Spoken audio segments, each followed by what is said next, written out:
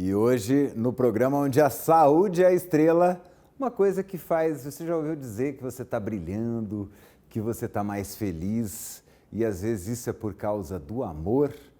Mas será que realmente o amor ele é sempre bom? Quando que amor é amor e quando que amor começa a virar abuso ou outra coisa que parece amor, mas não é? Vamos entender como é que é o amor?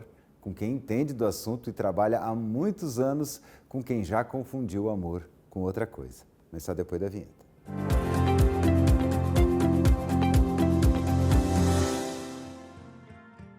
E será que é realmente assim? Se a gente considera justa toda forma de amor, como diria Lulu Santos? Mas para entender realmente o que é o amor, a gente está aqui com a psicóloga clínica Luana Debs. Seja muito bem-vinda para falar desse assunto que devia ser só flores, mas não é. Seja muito bem-vinda. Obrigada, muito obrigada pela oportunidade de falar de algo tão importante. Estou muito feliz e realmente é um tema que é muito popular, porém a gente entende muito pouco sobre isso, né? E eu aprendi isso na pele. E é engraçado porque quando a gente fala de amor, a gente tem diversos tipos, né, de amor. Amor de mãe, amor de pai. E eu brinco muito que às vezes até falar pai, né?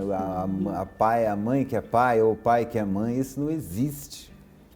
Porque o amor é diferente. O amor masculino é diferente do amor feminino. O pai, ele expressa o carinho dele assim, né?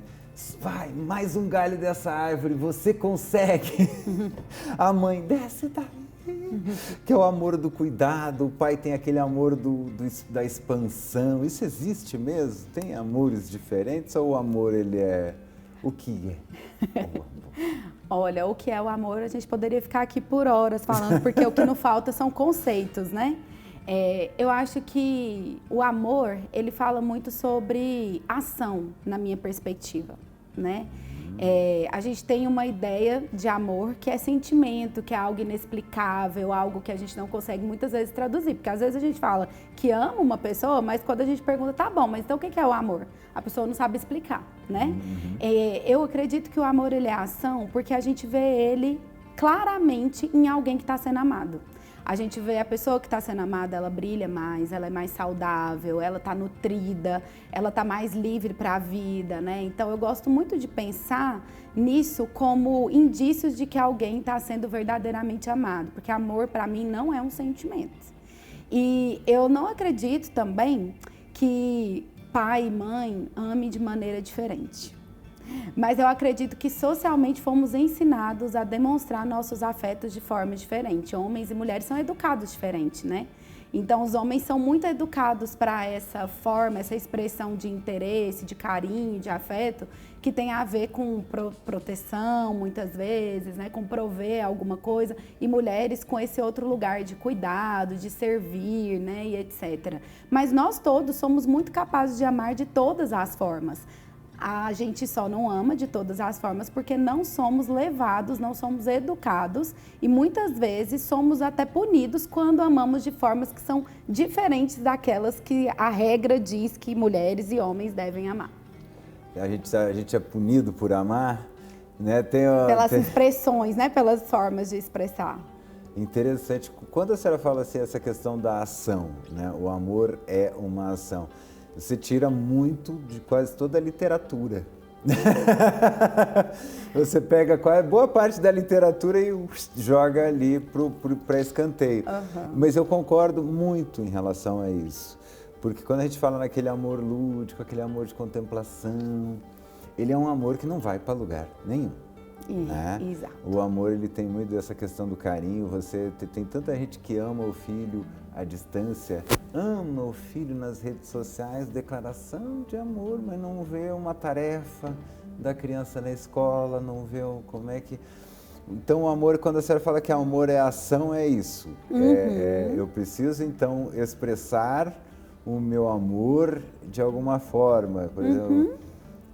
Até regra em casa é amar, é isso que a gente ouve? Limite, né? Limite tem muito a ver com amor. E quem fica também está demonstrando amor, né?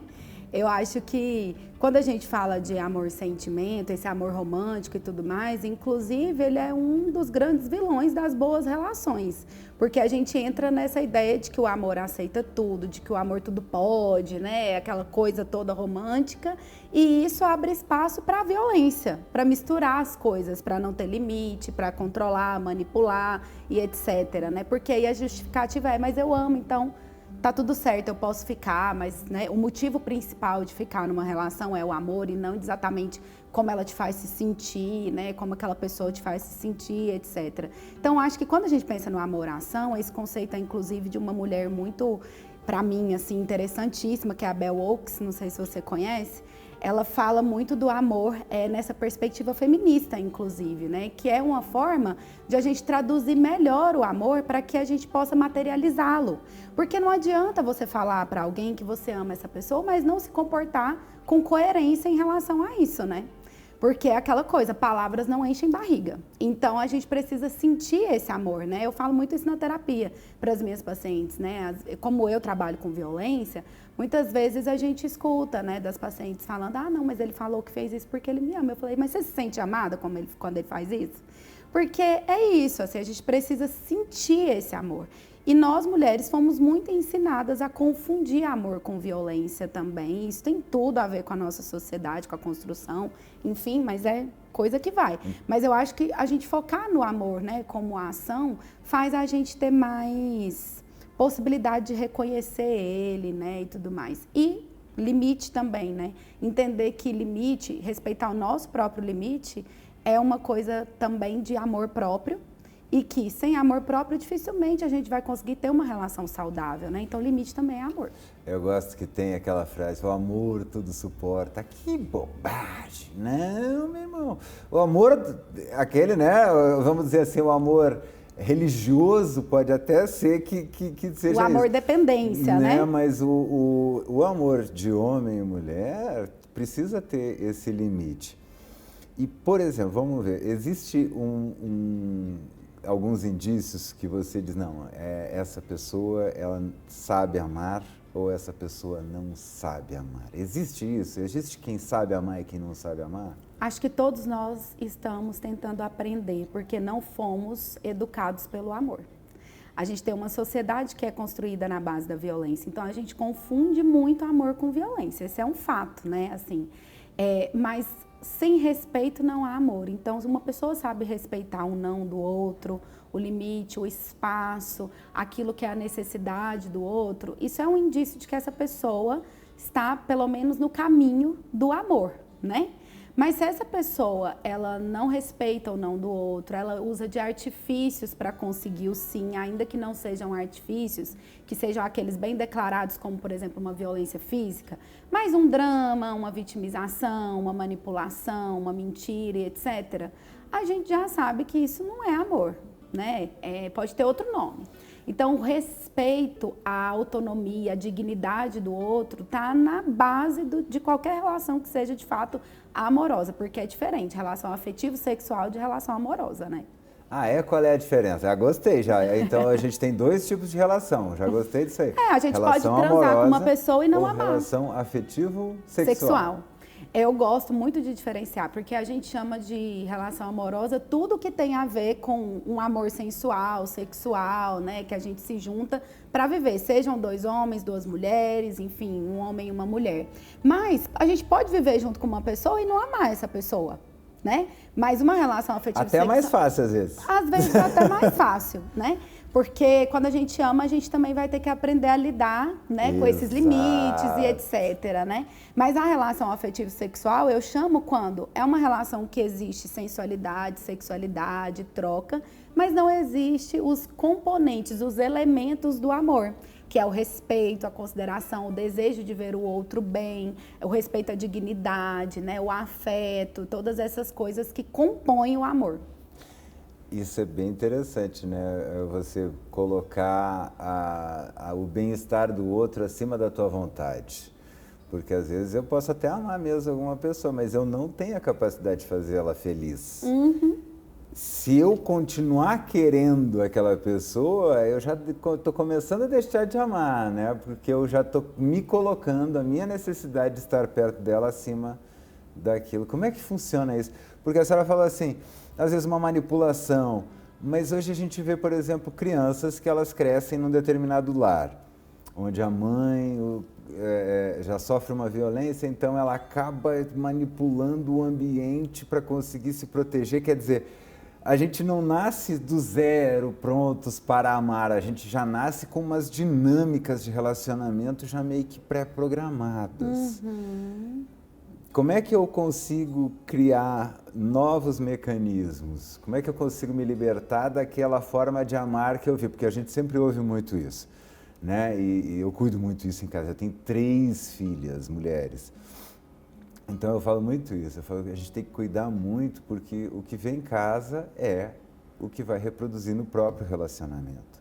Muito provavelmente. Então, em que ponto que vamos dizer assim, não é amor ou isso aí é o que ela aprendeu? Tem como as pessoas mudarem? Claro, nossa Ou o pau que senhora. nasce torto nunca se endireita. Eu adoro essa aí, tipo, não, esquece. Não. Olha, eu acho que se eu não acreditasse na mudança das pessoas, eu tinha que mudar de profissão, né? A gente pode mudar, a gente pode construir outras formas de se relacionar, mas para isso a gente tem que querer e primeiro reconhecer que aquela forma como a gente está agindo não é saudável, né? Então eu falo muito sobre isso quando alguém pergunta se um homem abusivo pode mudar. Um homem abusivo pode mudar? Claro que pode. Porém, é muito difícil porque primeiro ele tem que reconhecer que ele é abusivo. E segundo, ele precisa querer abrir mão dos privilégios que o abuso que ele comete dão para ele, né? Porque ele alcança coisas através desses comportamentos, né? Então ele tem que querer abrir mão. Mas é muito possível da gente mudar. A gente realmente, assim, quando a gente convive num lar de violência, e assim, vou dizer que a maior parte das pessoas convivem, né? Não é algo assim tão raro quanto a gente imagina, ainda que sejam violências sutis, nós vamos aprendendo os nossos padrões de comportamentos também nesse ambiente, né? Não é algo que seja definitivo, mas influencia bastante.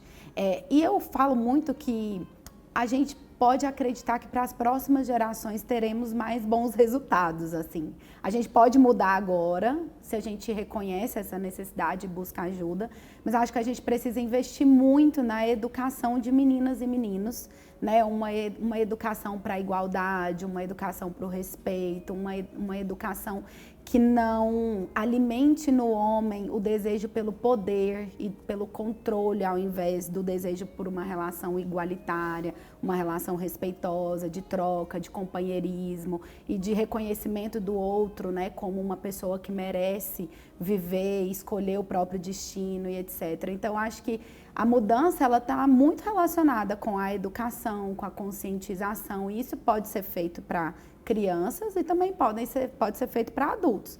A questão é nós, enquanto adultos, reconhecermos e procurarmos saídas para isso. E a gente ouve muito aquela frase, né? Se não for minha, não vai ser de mais ninguém. De onde vem isso? Do desejo por poder e controle. Os homens são educados para esse lugar, né? E eu acho isso muito cruel até, inclusive, porque também o machismo, que é a causa da violência doméstica, né? Porque não é nenhum adoecimento psíquico que causa violência doméstica, é essa questão cultural, que é estrutural, que é o machismo, ele faz com que os homens, eles entendam que precisam possuir para ter o poder, para demonstrar a sua masculinidade, a sua virilidade, né?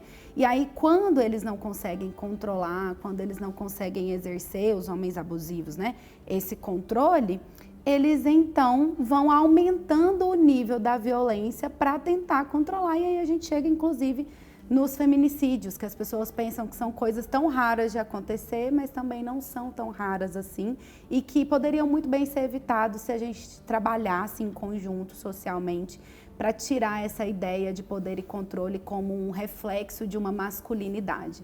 E o quanto isso faz mal para os homens também, né? Porque adoece psiquicamente, o machismo também adoece psiquicamente os homens, além de afetar a autonomia e a vida psicológica das mulheres, né, e tudo mais.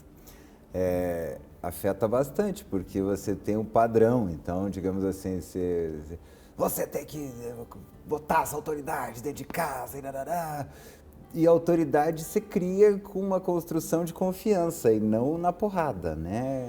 O que é autoridade dentro da psicologia? Então, autoridade implica em desigualdade, né? Porque para alguém ser autoridade, alguém tem que se submeter a essa autoridade. E eu acho que esse é algo que é muito da formação das famílias e tudo, né? De como a gente foi orientado a criar os filhos. Mas eu acho, né? A minha opinião, acho que a gente não tem como ter famílias saudáveis nesse lugar de autoridade. Acho que a gente teria famílias mais saudáveis se nós tivéssemos referenciais ao invés de autoridades, né? A autoridade, ela faz esse afastamento entre as pessoas, né? Porque eu não me aproximo, eu obedeço, eu me submeto. Então, isso não tem como ser saudável para as pessoas, né? E nem para a pessoa que tem que ser autoridade não é saudável, porque ela não pode cair, ela não pode fraquejar, ela não pode ter nenhuma questão que a pegue, né? Então, o que a gente mais vê sobre, por exemplo, os adoecimentos dos homens, né? E inclusive o suicídio entre os homens? A questão financeira, né? Qual é o lugar do homem, né? A virilidade financeira, o poder financeiro e tudo mais. Ser o provedor. Então, a autoridade também está muito relacionada a esse lugar de poder de quem tem a grana, quem tem o dinheiro e tudo. E aí, quando esses homens empobrecem, perdem, etc., isso gera um adoecimento psíquico que muitas vezes leva os homens a tentar suicídio. Então, será que a autoridade é algo legal para a gente? Assim, será que não é melhor a gente estar num lugar onde a gente é referência, onde a gente está preocupado em uma troca mais igual, né? Sem desigualdade, sem poder, umas relações que sejam mais nutritivas do que direcionadoras, né? Porque a autoridade também direciona, manda, né? E etc. E essa questão do feminicídio, infelizmente, ela não é rara, não. É muito comum. A gente tem um número enorme de feminicídios a ponto de, se você quiser fazer um telejornal por dia, de 1 hora, só falando de feminicídio, você tem todos os dias. Todos os dias. Todos os dias, uma a cada 6 horas. Nem sempre eu estou aqui, já fui chumbo grosso, já fui outras coisas também. Né? Como jornalista, já trabalhei em outras áreas. É todo dia, todo dia.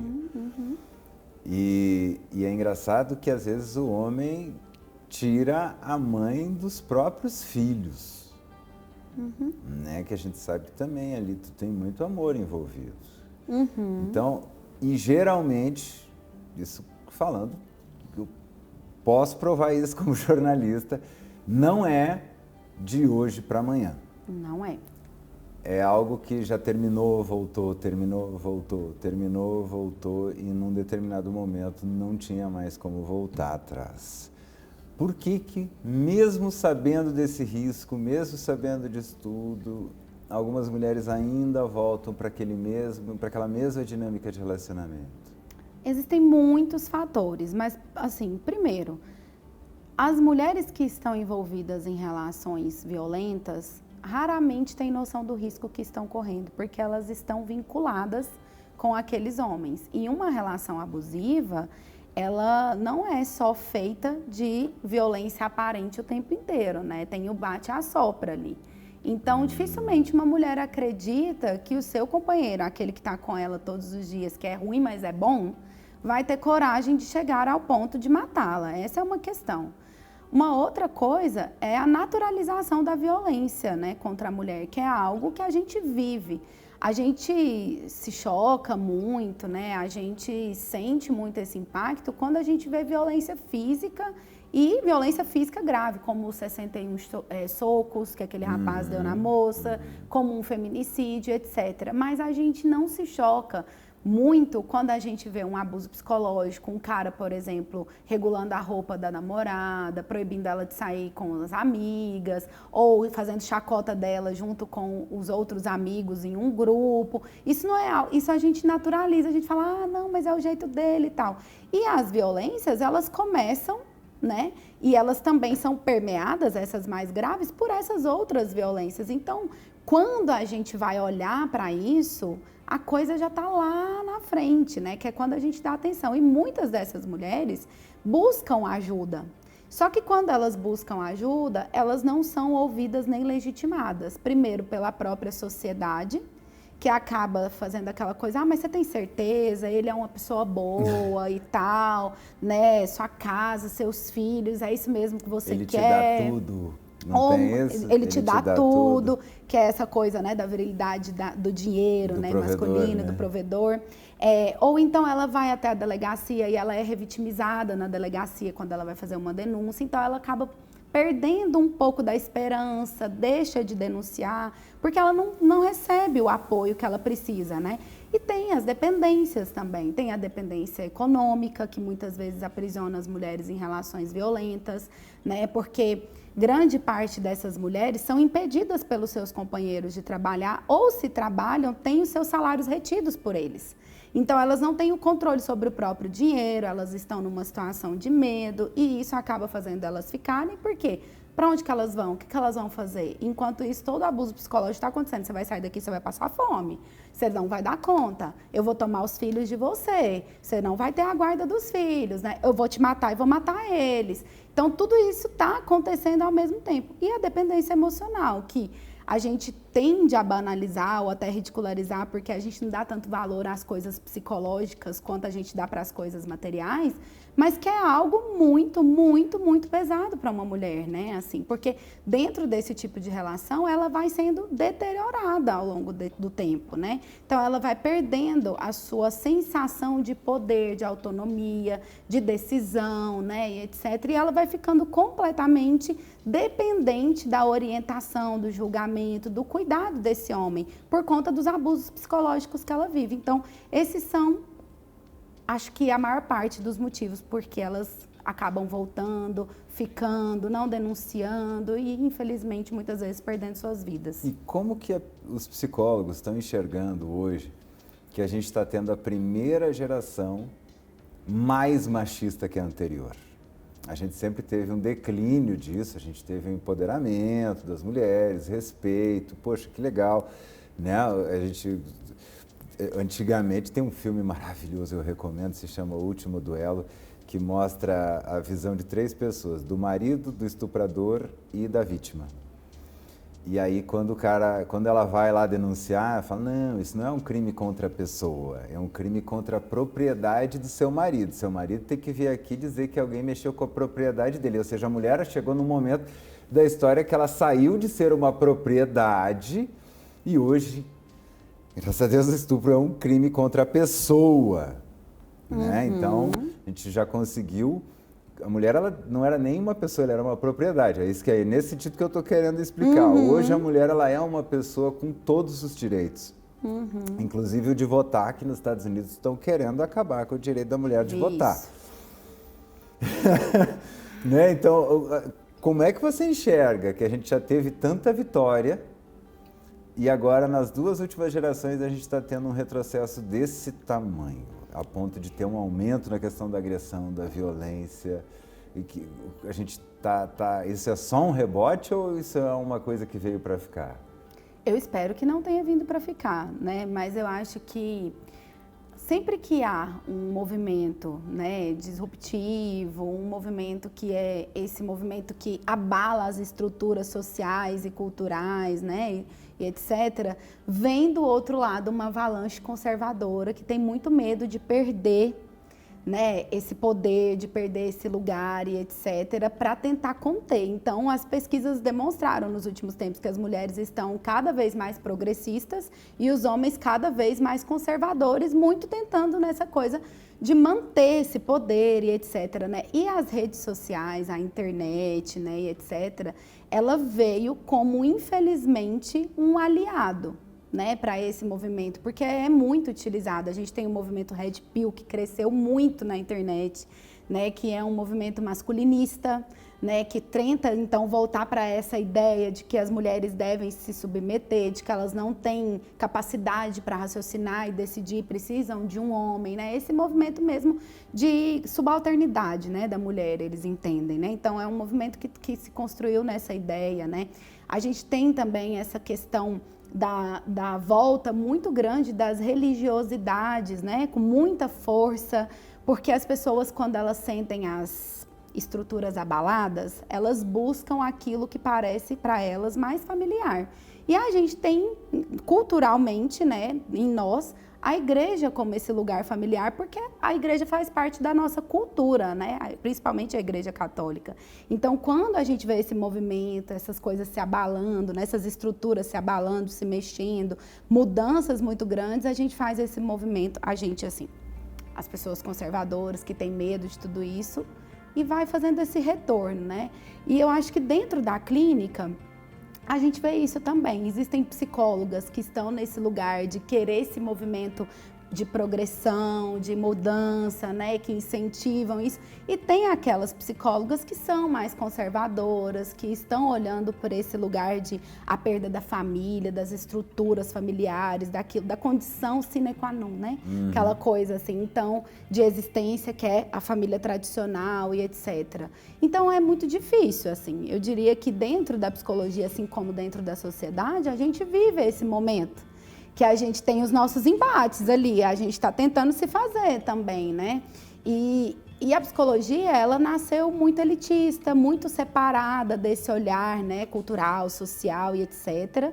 E agora, a gente, mulheres, feministas, psicólogas, estamos fazendo muito esse movimento de trazer a cultura para dentro da clínica, um olhar mais social, menos individualizado, que também é muito desafiador para aqueles profissionais que já são mais antigos, né, e etc., que acham que não, que a gente tem que pensar na individualidade. Claro que a gente pensa na individualidade, mas a individualidade é construída através do coletivo, né? Então, tem todo esse processo acontecendo. E as mídias, elas são muito responsáveis pelo aumento do machismo, ou pelo menos pelo conforto de se mostrar mais machista e de poder fazer violência, ódio contra as mulheres, etc., né? A senhora tinha falado até dessa questão da perspectiva bíblica, né?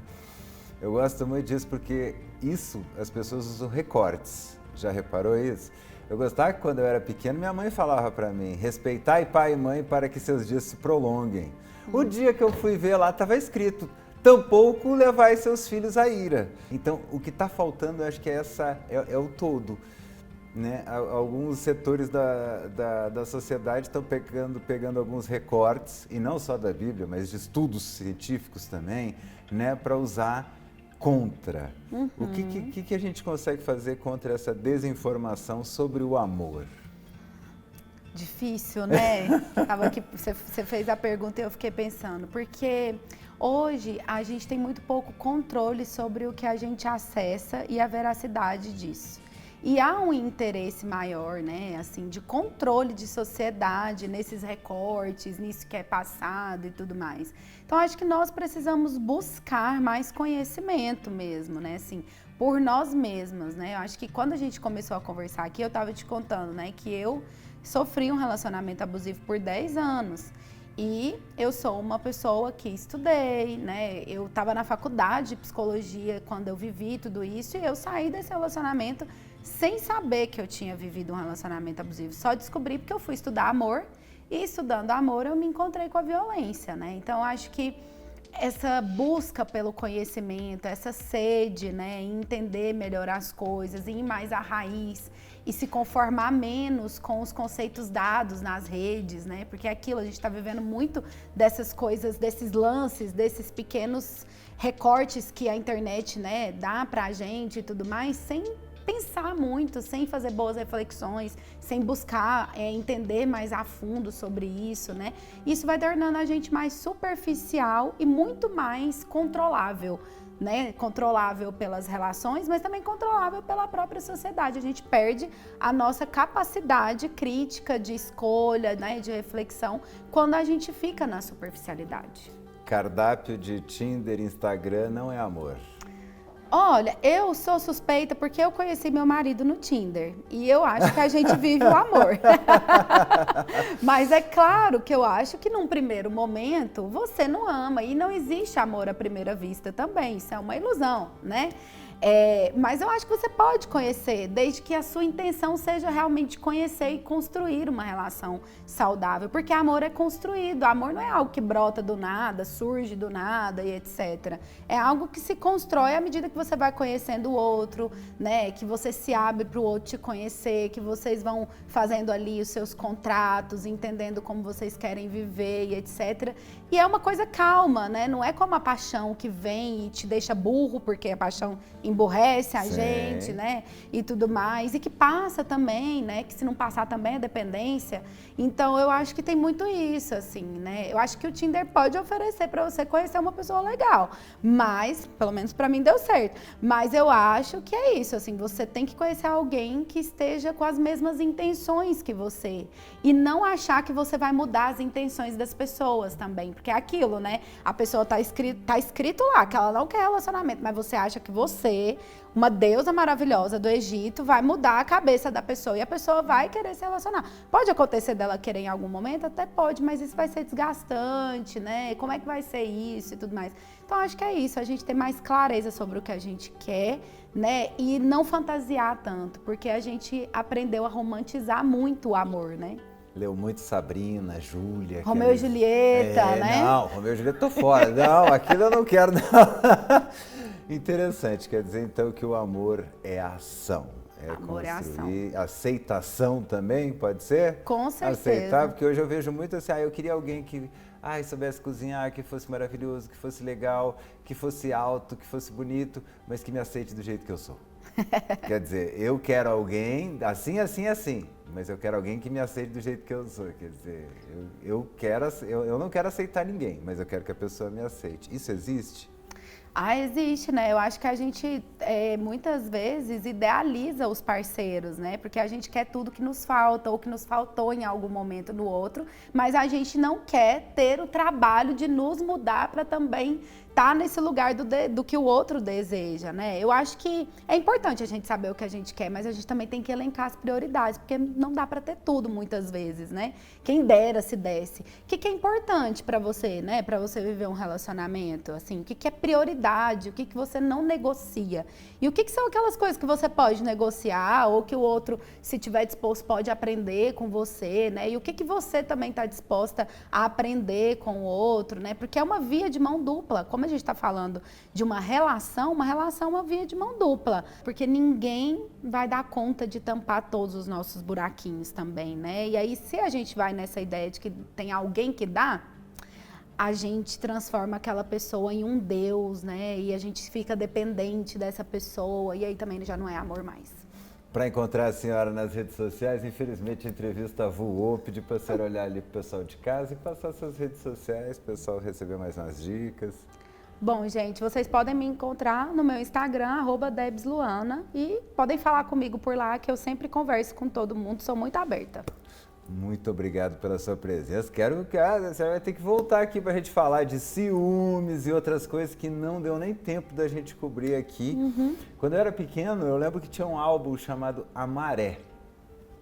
E para amar, você tem que esquecer tudo que está escrito naquele álbum, tá legal? Você tem que chegar e entender que você não vai encontrar a tampa da sua panela, o chinelo que encaixa no seu pé, nada vai encaixar em nada não, meu irmão. Vocês vão seguir a vida sem a menor ideia do que vocês estão fazendo, mas felizes com a incompleticidade que existe dentro de vocês. Sejam felizes, mesmo que incompletos, imperfeitos e não tão maravilhosos quanto os filtros do Instagram. Um grande beijo, até o próximo programa.